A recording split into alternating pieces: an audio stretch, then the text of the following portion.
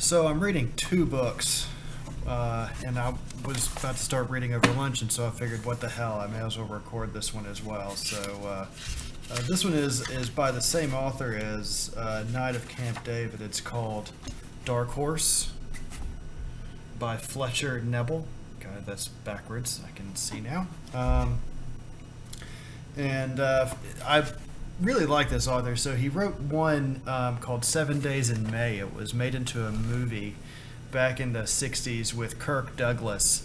And more recently, probably the late 90s, it was a movie, one of those HBO originals with Forrest Whitaker in it, I think. That was the only one that was ever made into a movie, 7 Days in May. So I've just been reading these other ones because they're a little slow, but they're interesting stories, and the characters are kind of fun, and they're kind of fun to read because they have things have obviously changed since people were writing books in the 70s, and so it's kind of a little tongue-in-cheek to hear how they reference various things that today are kind of a little more certainly for good reasons a bit more politically correct. But this one, Dark Horse, so it again takes place in kind of the mid 70s, and the Republican candidate for president has died unexpectedly 20 days before the election. And so this is about how the party bosses come together to select a new nominee who's kind of this low-ranking member of the Republican National Committee. He's a commissioner, a turnpike commissioner up in New Jersey, and they have decided to choose him as the replacement. Now, I'm only on like the second or third chapter of this one, and they haven't selected him yet, but he's gotten the call to come to the hotel room where the party bosses have met and decided that he's their guy, and so they're about to let him know that he is going to be the replacement Republican presidential nominee. So that's where I'm at now. So none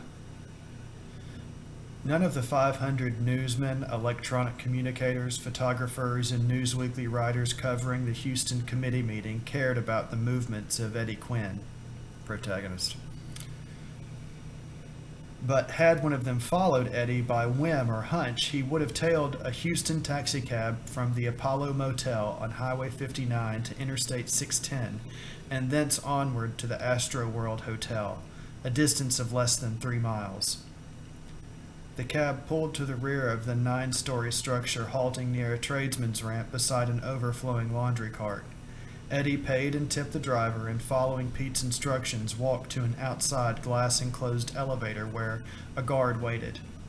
The guard requested identification, inspected Eddie's driver's license, then opened the elevator door with a key, unlocking the mechanism at the panel, and pushed the button. Eddie watched the early sun brushing the distant Houston skyline as they rose silently to the 9th floor celestial suite. Eddie crossed the crimson carpet, heard his heels snap against the tiled corridor floor, and was admitted to the marble library shortly before 6 a.m. He left alone at 9:52 a.m., retracing his route to the rear parking area where an Imperial hired by Rich Cuthbert awaited him. The chauffeur, who did not know his passenger's identity, drove Eddie back to the Apollo. After Eddie's departure, the 7 kingmakers in the celestial seat took a short break, then rearranged themselves while Pete Stackpole nervously sipped coffee from a mug and glanced at the drained men about him. "Well?" Rich Cuthbert yawned and stretched out his legs. "I say, why not go with him? Socks or no socks, I like him. He's not the most knowledgeable man in the world, but he's smart and he'll learn fast.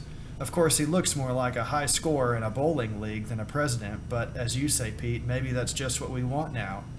My hunch is that if the country sees him on the tube, there'll be millions of Eddies and their wives who'd identify with him right off." "We've got a lot of money problems with or without Quinn," said Charlie Heron. The finance chairman's patrician features showed the strain of the all-night conference, but his monogrammed shirt remained remarkably tidy. Money's very skittish right now, especially our kind of money.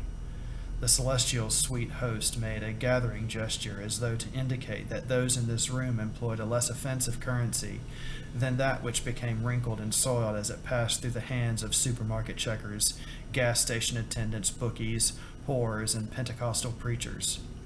The money men don't think our candidate will stand a chance. On the other hand, we've got $1.8 million left in the kitty for the rest of the campaign. That ought to be enough to give Ewing and Quinn, or whoever, a few whirls on the networks. You're not committing yourself, Charlie, said Stackpole. The question is, what about Quinn? My main thought is that I'm a damned fool for staying up all night trying to pick some candidate who can't win anyway. Heron rubbed his eyes. But Quinn? He's a risk. But if we can keep him in rein, he might be all right. Middle-class values, flag decals, car buff, respected American traditions. No truck with those smart-ass kids who pop pills and quote Mao. Quinn might help the ticket. I'm just warning that he can't expect any new money. 1.8 from now until November 2nd. Gentlemen, let's face one fact squarely in the eyes, said Creed Hotchkiss. The Ohio governor had a tendency to invest abstractions with human features. He was also miffed that not once in this long night and morning had anyone in the room suggested him as the compromise candidate. We're not going to win with Quinn. You can't make a nobody into somebody in 3 short weeks, not even with the magic of television. But hell, Creed, nobody's talking about winning at this stage, said Sam Shadowitz. Even Hudson, with all his exposure, was running behind, thanks in part to our friend up in Washington. The economist tilted his head in a vaguely northern direction. The main thing is to finish out the kind of campaign that will bring us a good chunk of the Congress. I think Quinn's safe, the kind who will play ball with us. I wouldn't be too sure about that, Ted Witherspoon countered. He's not our kind, and still, we don't know an awful lot about him. Our talk with him was mostly generalities. What we're doing is taking him on Pete Stackpole's word by and large. But Ted, look at the time factor, said Shadowitz. If we can't agree on someone damn soon, the committee might ballot all day without a break. If we let this thing run too long, the country will laugh the party off the boards. With Quinn, we've at least got a surprise element that will make the voters sit up and take notice. I'll admit that's a good point. The more emphatic Ted Witherspoon became, the more heavily his words fell. His bricks had turned to paving blocks. I do have one strong reservation about Quinn, the woman thing. Pete Stackpole was ready for this one. He pulled a well-fingered paper from his shirt pocket. I'll read these figures again. In his first race for Congress, Eddie polled 57% of the female vote. The next time, even losing in the Johnson landslide, Eddie still got 53% of the women's vote. Eddie was honest with us. Sure, he likes women. I imagine he's laid a few here and there recently. The job of Turnpike Commissioner isn't too taxing, but don't forget, the women like Eddie too. And I don't buy the idea that his separation is a handicap. 20 years ago, yes. Now, no. It shows he's his own man. Stackpole hurried on, realizing belatedly that independence was not a quality highly prized in this room. I've watched a lot of women meet Eddie for the first time, and there's something about him that hooks them. What? I don't know.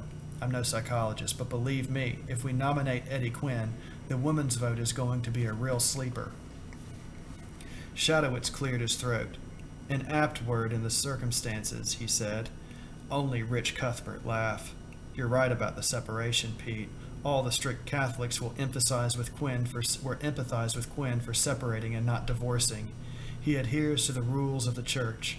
He isn't devout, but he does go to Mass now and then, and not a lot of Catholics will understand a man who plays a game with and a lot of non-Catholics will understand a man who plays the game with no complaints, even when the deal isn't to his liking.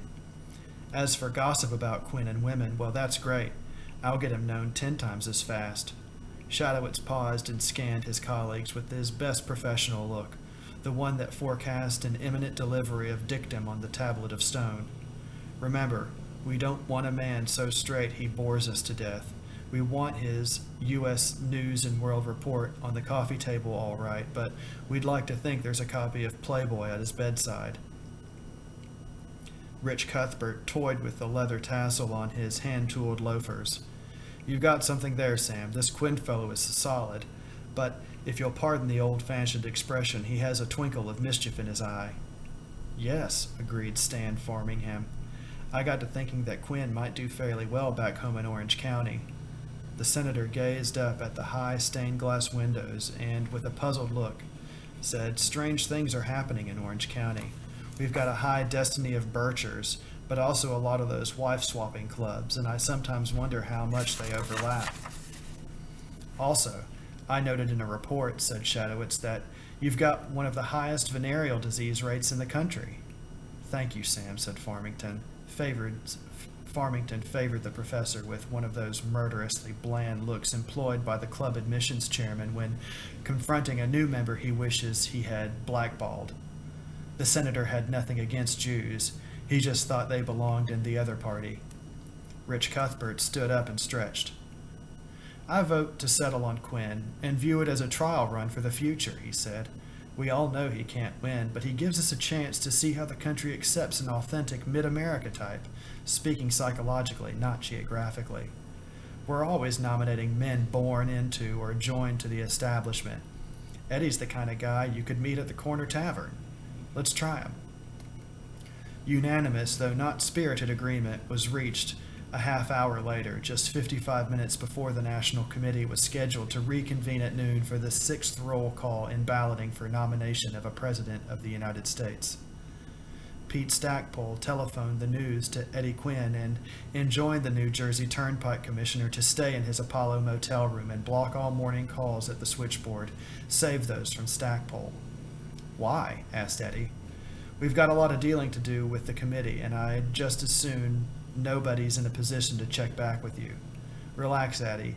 Take a nap or watch the box. Eddie climbed back into bed, but strangely, as he propped up the pillows, Eddie climbed back into bed, but strangely, as he propped up the pillows, misted with the lingering fragrances of Kate Witherspoon, he felt less elation than irritation. The zany opulence of the celestial suite had stunned him. He had met the party's Witherspoons, Cuthberts, and Herons fleetingly at political gatherings, but never before had he spent 4 hours with the urbane, propertiered movers and shakers and taken in the full flavor of their attitudes and customs. Those men at the Astro World were not his kind. Except for Pete, a T-Bird type, they were all Continentals or Fleetwoods or Bromans. That was not his world. Eddie Quinn was strictly a Mac Semi man.